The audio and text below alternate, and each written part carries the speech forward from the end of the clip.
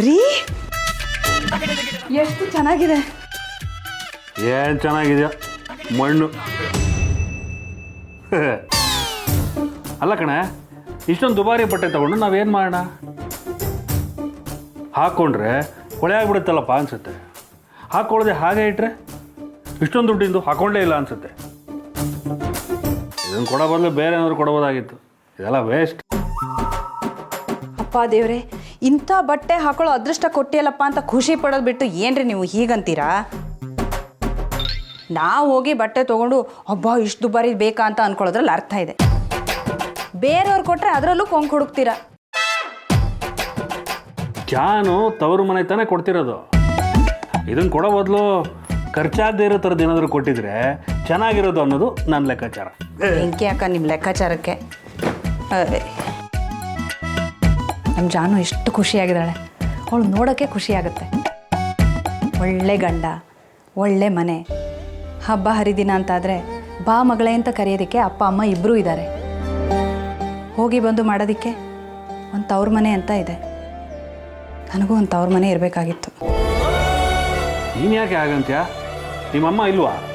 ಅಮ್ಮ ಇದ್ದರೆ ಆಗೋಯ್ತೇನ್ರಿ. 2 ದಿನ ಹೋಗಿ ಇದ್ಕೊಂಡು ಬರೋಣ ಅಂದರೆ ಒಂದು ಮನೆ ಬೇಡವಾ? ಎಲ್ಲದಕ್ಕೂ ಕೇಳ್ಕೊಂಡು ಬಂದಿರಬೇಕು. ಅದಕ್ಕೆ ಯಾಕೆ ಅಷ್ಟೊಂದು ಅಂದ್ಕೋತೀಯಾ? ನೋಡು, ಇಲ್ಲದೆ ಇರೋದ್ರ ಬಗ್ಗೆ ಕೊರಗೋದಕ್ಕಿಂತ ಇರೋದ್ರಲ್ಲೇ ಖುಷಿ ಪಡೋದು ಒಳ್ಳೇದಲ್ವಾ? ನನಗೆ ಈಗ ಒಂದು ಒಳ್ಳೆ ಕಾಫಿ ಕುಡಿಬೇಕು. ಅಮ್ಮಂಗೆ ಹೇಳಿ ಒಂದು ಕಾಫಿ ಕುಡ್ಕೊಂಬರ್ತೀನಿ, ಆಯಿತಾ? ಹಾಂ, ತಲೆ ಕೆಡಿಸ್ಕೊಂಬೇಡ. ಹೆಣ್ಮಕ್ಳ ಕಷ್ಟ ನಿಮ್ಗೇನ್ರಿ ಅರ್ಥ ಆಗಬೇಕು? ಏನಿರಲಿ ಇಲ್ಲದೆ ಇರಲಿ, ತವ್ರ ಮನೆಗೆ ಹೋಗಿ ಒಂದು ಲೋಟ ನೀರು ಕುಡ್ಕೊಂಬಂದರೆ ಅದರಲ್ಲೇ ನೆಮ್ಮದಿ ಸಿಗುತ್ತೆ. ಅದರಲ್ಲಿರೋ ನೆಮ್ಮದಿ ಬೇರೆ ಎಲ್ಲೂ ಸಿಗಲ್ಲ. ಹೋಗಿ ಹೋಗಿ ನಿಮ್ಮ ಹತ್ರ ಹೇಳ್ತೀನಲ್ಲ, ಬಡ್ಕೋಬೇಕು.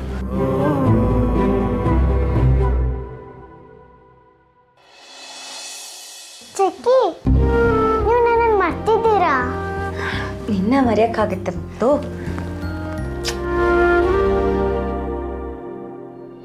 ಅಕ್ಕ, ನಾನು ನಿಮ್ಮಿಬ್ಬರನ್ನ ಎಷ್ಟು ಮಿಸ್ ಮಾಡ್ಕೊಂಡೆ ಗೊತ್ತಾ?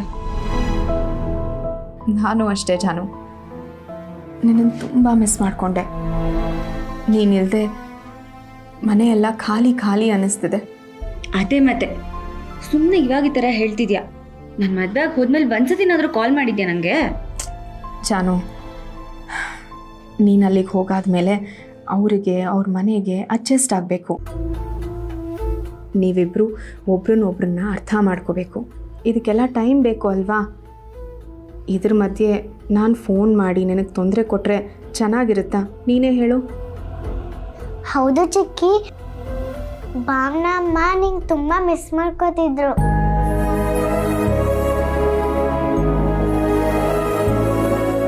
ಭಾವನಾ ಅಮ್ಮ ಮಾತ್ರ ಅಲ್ಲ, ಮನೆಯವರೆಲ್ಲ ಮಿಸ್ ಮಾಡ್ಕೋತಿದ್ರು. ನೀನು ಅಲ್ಲಿದ್ದೀಯ ಅಂತ ಸುಮ್ಮನಾಗ್ತಿದ್ರು. ಹೌದು ಜಾನು, ಅಪ್ಪ ಅಮ್ಮ ಅಂತೂ ನಿನ್ನ ನೆನೆಸ್ಕೊಳ್ದೆ ಇರೋ ದಿನಾನೇ ಇಲ್ಲ. ಅಕ್ಕ, ಜೀವನದಲ್ಲಿ ಎಷ್ಟು ಬೇಗ ಎಲ್ಲ ಬದಲಾಗೋಗುತ್ತಲ್ವಾ? ನಿನ್ನೆ ಮೊನ್ನೆವರೆಗೂ ಇಲ್ಲೇ ಅಪ್ಪ ಅಮ್ಮನ ಮಿಡ್ಲಲ್ಲಿ ಇದ್ದವಳು ನಾನು. ಆದರೆ ಇವತ್ತು ಗಂಡ ಅನ್ನೋ ಜೀವಕ್ಕೆ ಮಡಿಲಾಗೋ ಜವಾಬ್ದಾರಿ. ಅಲ್ಲೂ ಪ್ರೀತಿ, ಇಲ್ಲೂ ಪ್ರೀತಿನೇ, ಎರಡೂ ಬೇಕು. ಆದರೆ ಸಿಗಲ್ಲ ಅಲ್ವಾ ಅಕ್ಕ? ನಿಜ ಜಾನು, ತುಂಬ ಬೆಲೆ ಬಾಳೋದಕ್ಕೆ ದೇವರು ಆಯ್ಕೆಗಳೇ ಇಡಲ್ವಂತೆ. ಅಕ್ಕ,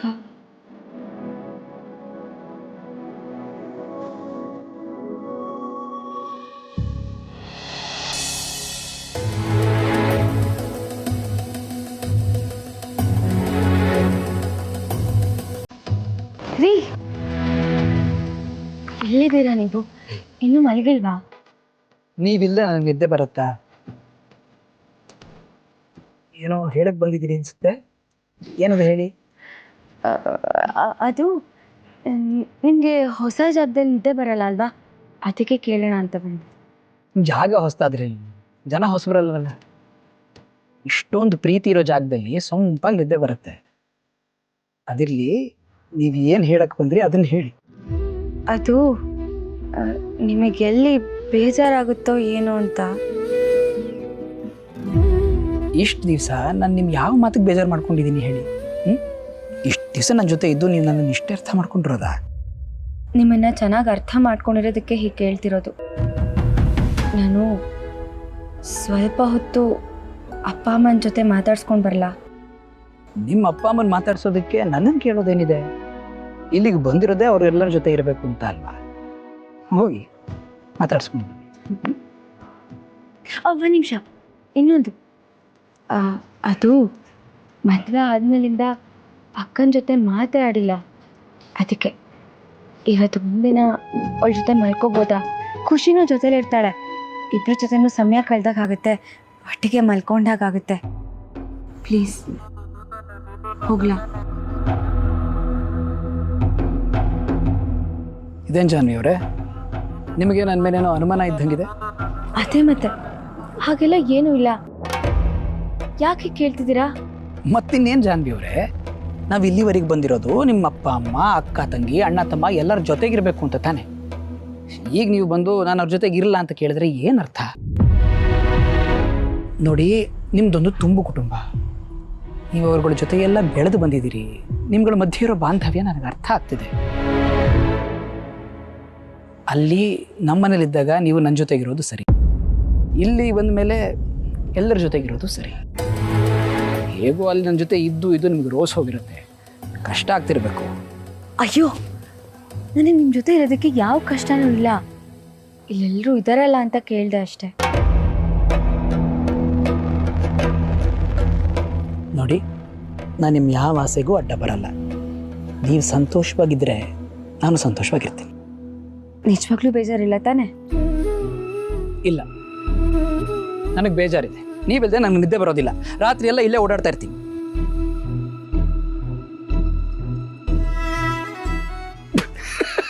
ಸುಮ್ಮನೆ ತಮಾಷೆಗೆ ಹೇಳಿದೆ ಅಷ್ಟೇ. ನಡೀರಿ. Good night. Good night.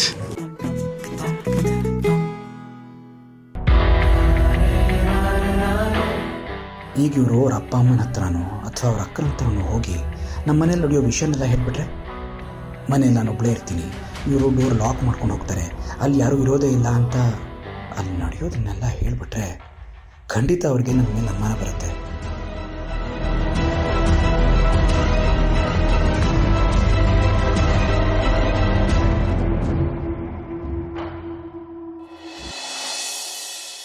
ರೀ, ಹಬ್ಬಕ್ಕೆ ಜಾನ್ವಿ ಅಳಿಯಂದ್ರು ಬಂದಿರೋದು ತುಂಬಾ ಸಂತೋಷ ಆಗ್ತಿದೆ. ನಿಜ ಲಕ್ಷ್ಮಿ. ಜಾನು,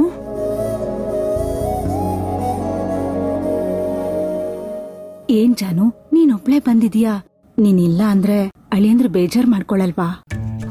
ಏನು ಬೇಜಾರು ಮಾಡ್ಕೊಳ್ಳಲ್ಲ. ಅಲ್ಲಿದ್ದಾಗ ಅವರು ನನ್ನ ಜೊತೆನೇ ಇರ್ತಾರೆ, ನಾನು ಅವ್ರ ಜೊತೆನೇ ಇರ್ತೀನಿ. ಇಲ್ಲಿ ಬಂದಾಗಾದ್ರೂ ನಿಮ್ಮಿಬ್ಬರ ಜೊತೆ ಇರಬೇಕು ತಾನೆ? ಮಗಳೇ, ನಿನ್ನ ಮಾತು ಕೇಳೋದಕ್ಕೆ ಖುಷಿ ಆಗ್ತದೆ ಕಣ. ಸಾಮಾನ್ಯವಾಗಿ ಹೆಣ್ಮಕ್ಳುಗಳು ಒಳ್ಳೆ ಗಂಡ ಸಿಕ್ಕಿದ ಅಂದರೆ ತವರನ್ನೇ ಮರ್ತು ಬಿಡ್ತಾರೆ. ನೀನು ನಮ್ಮ ಜೊತೆ ಇರಬೇಕು ಅಂತಿದ್ಯಲ್ಲ, ಅದು ಕೇಳಿದ್ರೆ ಎಷ್ಟು ಖುಷಿ ಆಗುತ್ತೆ ಗೊತ್ತಾ?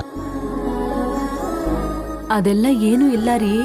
ಮೇಡಮು ಅಲ್ಲಿ ಹೋದಾಗಿಂದ ಅಮ್ಮನ್ಗೆ ಒಂದಿನಾನು ಫೋನೇ ಮಾಡಿಲ್ಲ. ಅದೇ ಅಳಿಯಂದ್ರಿಗೇನಾದ್ರೂ ಅಡ್ಗೆ ಮಾಡ್ಬೇಕು ಅಂದ್ರೆ ಫೋನ್ ಮಾಡಿ ಏನ್ ಮಾಡ್ಬೇಕು, ಹೇಗ್ ಮಾಡ್ಬೇಕು ಅಂತ ಕೇಳ್ತಾರೆ ಮೇಡಮು. ಅದೇ ಮತ್ತೆ, ಮದ್ವೆ ಮಾಡ್ಕೊಟ್ಬಿಟ್ರೆ ಸಾಕಾ? ಪಾಪ ಮಗಳು ಒಬ್ಳೇ ಇದ್ದಾಳೆ, ಹೇಗಿದ್ದಾಳೆ ಏನು ಅಂತ ವಿಚಾರಿಸೋದು ಬೇಡ್ವಾ? ನಿನ್ಗಂದ್ರೆ ಇಲ್ಲಿ 1000 ಜನ ಇದ್ದಾರೆ ಮಾತಾಡಕ್ಕೆ, ನಾನು ಒಬ್ಳೇ ತಾನೆ. ನಿಮ್ಮೇಂದ್ರೂ ಫೋನ್ಗೋಸ್ಕರನೇ ಕಾಯ್ತಾ ಇರ್ತೀನಿ ನಾನು. ಜಾನು, ಗಂಡ ಹೆಂಡತಿ ಇಬ್ಬರೇ ಇರ್ತೀರಾ. ಫೋನ್ ಮಾಡಿದ್ರೆ ನಿಮಗೆ ಡಿಸ್ಟರ್ಬ್ ಆಗುತ್ತೆ ಅಂತ ಅಮ್ಮ ಮಾಡಲ್ಲ ಅಷ್ಟೇ. ಆದರೆ ಸದಾ ಕಾಲ ಅವಳಿಗೆ ನಿಂದೆ ಚಿಂತೆ. ಸದಾ ಚಿಂತೆ ಮಾಡ್ತಿದ್ರೆ ಸಾಕಾ? ಕಾಲ್ ಮಾಡೋದು ಬೇಡವಾ? ಸರಿ ಅಮ್ಮ, ಇನ್ಮೇಲೆ ದಿನ ಒಂದು ಫೋನ್ ಮಾಡ್ತೀನಿ, ಸರಿನಾ? ಜಾನು, ಅಳಿಯಂದ್ರು ನಿಮ್ಗೆ ಹೇಗೆ ನೋಡ್ಕೋತಾ ಇದ್ದಾರೆ? ಏನೂ ತೊಂದರೆ ಇಲ್ಲ ತಾನೇ? ಅಪ್ಪ, ನಂಗಲ್ಲಿ ಏನು ಅಂದರೆ ಏನೂ ತೊಂದರೆ ಇಲ್ಲ. ಅವ್ರು ನನ್ನ ತುಂಬ ಚೆನ್ನಾಗಿ ನೋಡ್ಕೋತಾರೆ. ಅವ್ರು ತೋರಿಸೋ ಪ್ರೀತಿಗೆ ಬೆಲೆ ಕಟ್ಟೋಕ್ಕೆ ಆಗಲ್ಲ.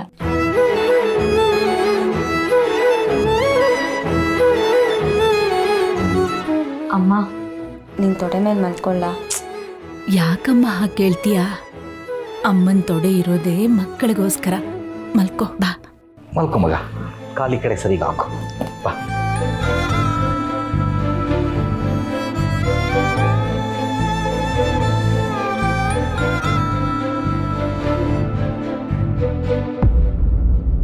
ಇವ್ರು ನನ್ನ ಮಡ್ಲಲ್ಲಿ ಯಾವತ್ತೂ ಹೀಗೆ ಕೇಳಿ ಮಲಗೇ ಇಲ್ವಲ್ಲ, ಆದರೆ ಇಲ್ಲಿ ಕೇಳಿ ಮಲ್ಕೋತಾ ಇದ್ದಾರೆ.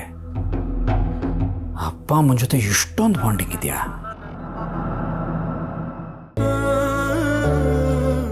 ಜಾನು, ನೀನು ಮದುವೆ ಆಗಿದ್ಯಾ, ಗಂಡನ ಮನೆಗೆ ಹೋಗಿದ್ಯಾ, ಅಂತ ಒಂದು ದೊಡ್ಡ ಮನೆ ನಿಭಾಯಿಸ್ತಿದ್ಯಾ ಅಂತ ನನಗೆ ಈಗಲೂ ನಂಬಿಕೆ ಬರ್ತಾ ಇಲ್ಲ.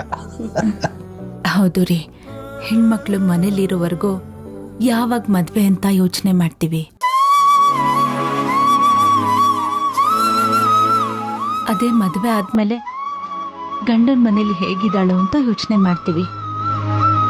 ಹೇಗೋ ಅಳಿಯಂದ್ರು ನಮ್ಮ ಜಾನುನ ಚೆನ್ನಾಗಿ ನೋಡ್ಕೋತಿದಾರಲ್ಲ, ನನ್ಗಷ್ಟೇ ಸಾಕು. ಹೌದು ಅಮ್ಮ, ಆ ಮನೆ ಒಂಥರ ಭದ್ರಕೋಟೆ ಇದ್ದ ಹಾಗೆ. ಎಲ್ಲ ಟೈಮಿಗೆ ಇರುತ್ತೆ. ಆದರೆ ಯಾರು ತೊಗೊಂಡು ಬರ್ತಾರೆ, ಯಾರು ತೊಗೊಂಡು ಹೋಗ್ತಾರೆ ಒಂದು ಗೊತ್ತಾಗಲ್ಲ. ಆದರೆ ಮನೆ ಯಾವಾಗಲೂ ನೀಟಾಗಿರುತ್ತೆ. ಅದನ್ನ ನೋಡೋಕ್ಕೆ ಒಂಥರ ಖುಷಿ. ಮಗಳೇ, ಅಳಿಯಿಂದ ನೋಡಿದ್ರೆ ಗೊತ್ತಾಗುತ್ತೆ, ಅವ್ರಿಗೆಲ್ಲದರಲ್ಲೂ ಅಚ್ಚುಕಟ್ಟು. ಅದಕ್ಕೆ ಆ ಮನೆ ಹಾಕಿರೋದು. ಏನೋಪ್ಪ, ಆ ಭಗವಂತ ನೀವಿಬ್ಬರನ್ನು ಹೀಗೆ ಸುಖವಾಗಿಟ್ಟಿರಲಿ.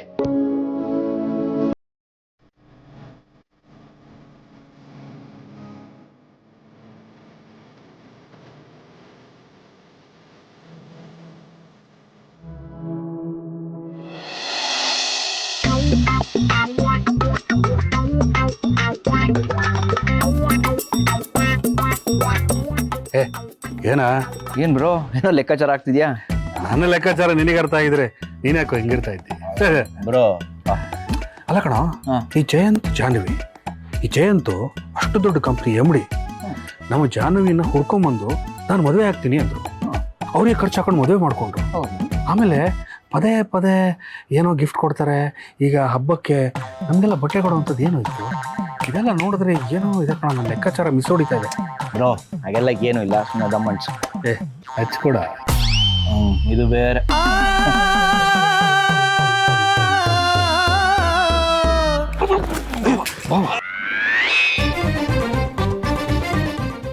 ಬನ್ನಿ ಬನ್ನಿ ಬನ್ನಿ.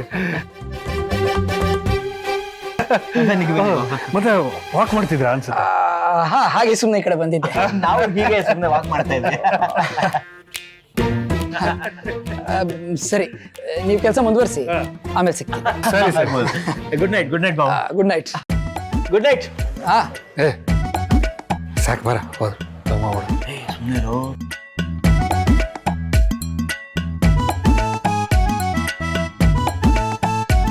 ಆಗಲೇ ಹೋಗೋಣ.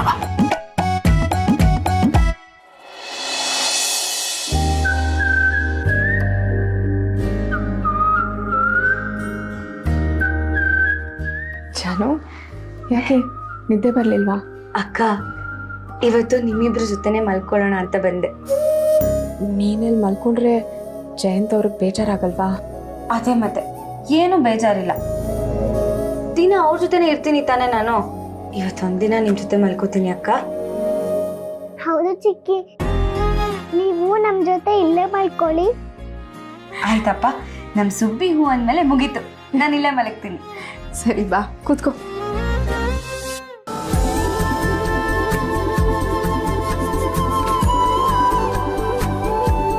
ಮತ್ತೆ ಅಕ್ಕ, ಸಮಾಚಾರ?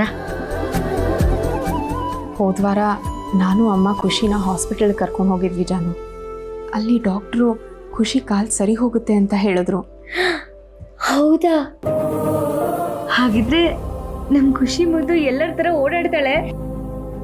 ಹೌದು ಜಾನು, ಟ್ರೀಟ್ಮೆಂಟಿಗೆ ಸ್ವಲ್ಪ ಖರ್ಚಾಗುತ್ತೆ ಅಂತ ಹೇಳಿದ್ರು. ದೇವ್ರ ದಯೆಯಿಂದ ನನಗೆ ಒಳ್ಳೆ ಕೆಲಸ ಸಿಕ್ತು. ನಿಂಗೆ ಕೆಲ್ಸನೂ ಸಿಕ್ತಾ? ಹೌದು ಜಾನು, ಒಳ್ಳೆ ಸಂಬಳ. ಖುಷಿ ಟ್ರೀಟ್ಮೆಂಟಿಗೆ ಏನೂ ಪ್ರಾಬ್ಲಮ್ ಆಗಲ್ಲ. ಇವಳು ಕಾಲು ಸರಿ ಹೋದರೆ ಸಾಕು. ಪಾಪ ಅಕ್ಕ, ಎಷ್ಟು ಚಿಕ್ಕ ವಯಸ್ಸಿಗೆ ಎಷ್ಟು ಕಷ್ಟ ನೋಡ್ತಿದ್ದಾಳೆ ಅವಳು. ಅವಳಿಗೆ ಎಷ್ಟೇ ಕಷ್ಟ ಬಂದರೂ ತೀರ್ಸಕ್ಕೆ ತಾಯಿಯಾಗಿ ನಾನಿದ್ದೀನಿ. ಅಕ್ಕ, ಈ ಗುಣನೇ ನನಗೆ ತುಂಬ ಇಷ್ಟ ಆಗೋದು. ನಿನ್ನ ಬಗ್ಗೆ ನಂಗೆ ತುಂಬ ಹೆಮ್ಮೆ ಇದೆ ಅಕ್ಕ, ತುಂಬ ಹೆಮ್ಮೆ ಇದೆ.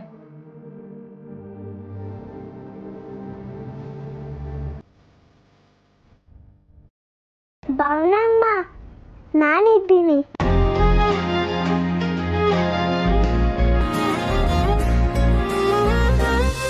ನನ್ನ ಚಿನ್ನು ಮರಿ ಏನೂ ಹೇಳಿಲ್ಲ.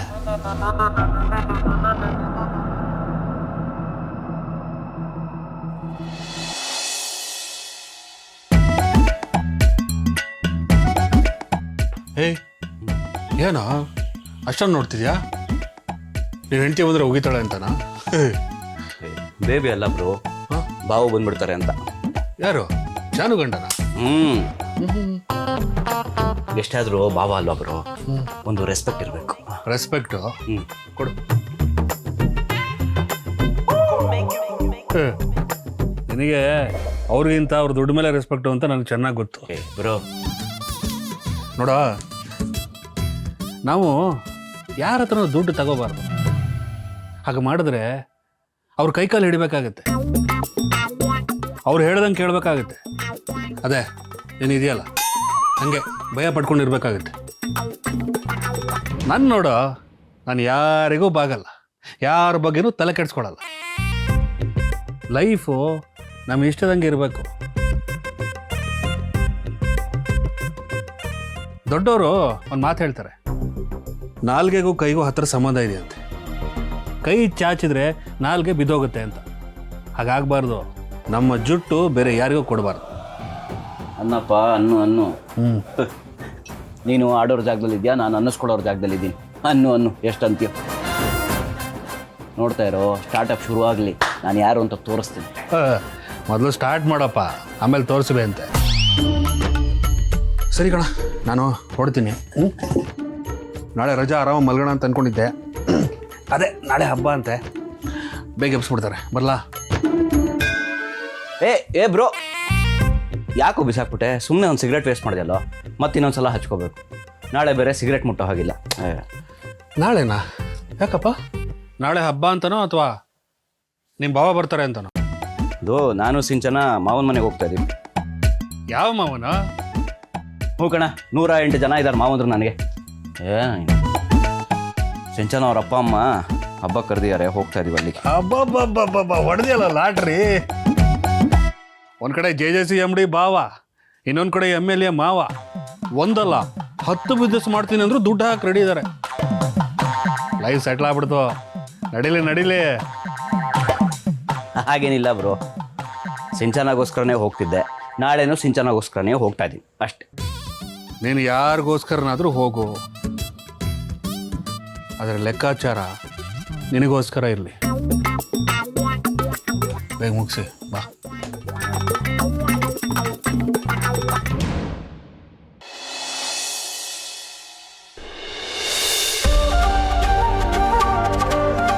ವೀಣಾ, ನಾನು ಪೂಜೆಗೆಲ್ಲ ರೆಡಿ ಮಾಡ್ತೀನಿ, ನೀನು ಹೋಗಿ ಅಡುಗೆಗೆ ರೆಡಿ ಮಾಡು. ಅತ್ತೆ, ಇದನ್ನೆಲ್ಲ ಮಾಡೋದಕ್ಕೆ ನಾನು ಹೆಲ್ಪ್ ಮಾಡ್ತೀನಿ. ಅಡುಗೆ ಆಮೇಲೆ ನಾವಿಬ್ಬರು ಸೇರಿ ಒಟ್ಟಿಗೆ ಮಾಡೋಣ. ಸಿಂಚನ ಇದ್ದಿದ್ರೆ ಅವಳು ಸ್ವಲ್ಪ ಸಹಾಯ ಮಾಡಿರೋಳೇನೋ. ಆಹಾ ಅತ್ತೆ, ಎಂಥ ಮಾತು ಹೇಳಿಬಿಟ್ರೆ ಅತ್ತೆ. ಮದುವೆ ಆದಾಗಿಂದ ಅವಳು ಒಂದು ದಿವಸನೂ ಅಡುಗೆ ಮನೆ ಕಡೆ ತಲೆನೂ ಹಾಕಿಲ್ಲ, ಒಂದು ಕಡ್ಡಿನ ಈ ಕಡೆಯಿಂದ ತೆಗೆದು ಆ ಕಡೆ ಇಟ್ಟಿಲ್ಲ ಅಂತ ಗೊತ್ತಿದ್ರು ನೀವು ಹೀಗೆ ಹೇಳ್ತೀರಲ್ಲ. ಕಾಲ ಎಲ್ಲ ಬದಲಾಯಿಸುತ್ತೆ ವೀಣಾ. ಇಷ್ಟು ದಿನ ಬೀಗರ್ಗೆ ನಮ್ಮನ್ನ ನಮ್ಮ ಮನೆಯವ್ರನ್ನ ಕಂಡ್ರೆ ಆಗ್ತಾ ಇರಲಿಲ್ಲ. ಈಗ ನೋಡು, ನಮ್ಮ ಜೊತೆ ಪ್ರೀತಿಯಿಂದ ಇಲ್ವಾ? ಈ ವರ್ಷ ಹರೀಶನ್ನ ಸಿಂಚನನ್ನ ಹಬ್ಬಕ್ಕೆ ಕರೆಸ್ಕೊಂಡಿದಾರಲ್ವಾ, ಅಂದಮೇಲೆ ಸಿಂಚನ ಬದಲಾಗದೆ ಇರ್ತಾಳ? ಸಿಂಚನ ಬದಲಾಗೋದು, ಸೂರ್ಯ ಪೂರ್ವದಲ್ಲಿ ಬಿಟ್ಟು ಪಶ್ಚಿಮದಲ್ಲಿ ಹುಟ್ಟೋದು ಎರಡೂ ಒಂದೇ. ಏನಂದೆ? ಏನಿಲ್ಲ ಅತ್ತೆ, ನಿಮ್ಮ ಮಾತು ನಿಜ ಅಂದೆ. ಲಕ್ಷ್ಮಿ, ಬೆಂಕಿ ಹಾಲು ತಂದೇನಮ್ಮ? ಇನ್ನೂ ಇಲ್ಲ, ಹೋಗಿದ್ದಾನೆ, ತಗೊಂಡ್ ಬರ್ತಾನೆ.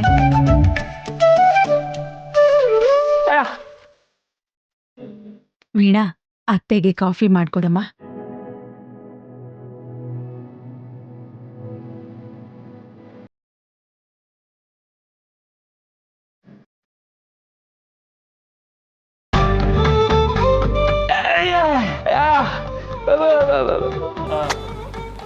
ಬೆಂಕಿ ನಿಜವಾದ ಮಗ ಅಂದರೆ ನೀನೇ ಕೊಡೋ. ಬೆಳಗ್ಗೆ ಎದ್ದು ಎಣ್ಣೆ ಹಚ್ಕೊಂಡು ಸ್ನಾನ ಮಾಡಿ ಎಲ್ಲ ಕೆಲಸ ನೀನೇ ನೋಡ್ಕೊತಾ ಇದ್ದೀಯ. ಆ ದೇವರು ನಿನಗೆ ಯಾಕೆ ಹೀಗೆ ಮಾಡಿದ್ನೋ ಗೊತ್ತಿಲ್ಲ ಕಣೋ.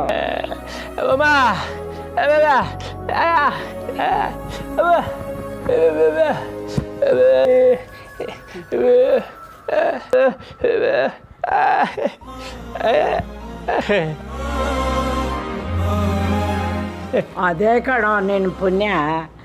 ಬಾಗಿಲಿಗೆ ಮಾವಿನ ತೋರಣ ಕಟ್ಟು. ವೆಂಕಿ ತಗೋ. ವೀಣಾ, ಮತ್ತೆ ಸಂತೋಷ್ಗೋಗಿ ಎಣ್ಣೆ ಹಚ್ಚು. ವಾರಕ್ಕೊಂದ್ಸಲ ಎಣ್ಣೆ ಹಚ್ಕೊಂಡು ಸ್ನಾನ ಮಾಡು ಅಂತ ಹೇಳ್ತೀನಿ. ನನ್ ಮಾತೆ ಕೇಳಲ್ಲ ಅವನು. ಈ ಯುಗಾದಿ ಹಬ್ಬದ ದಿನ ಆದ್ರೂ ಎಣ್ಣೆ ಸ್ನಾನ ಮಾಡ್ಲಿ. ಅತ್ತೆ, ಎಣ್ಣೆ ಹಚ್ಕೊಂಡ್ರೆ ಎಲ್ಲಿ ಎಣ್ಣೆ ಖರ್ಚಾಗೋಗುತ್ತೇನೋ ಅಂತ ಎಣ್ಣೆನೇ ಹಚ್ಕೊಳ್ಳೋದಿಲ್ಲ ಅವರು. ಇವತ್ತು ಏನು ಮಾಡ್ತಾರೋ ನೋಡ್ತೀನಿ. ಅಜ್ಜಿ ಕಾಫಿ ಮಾಡಿಟ್ಟು ಹೋಗ್ತೀನಿ. ಸರಿ ಹೋಗು.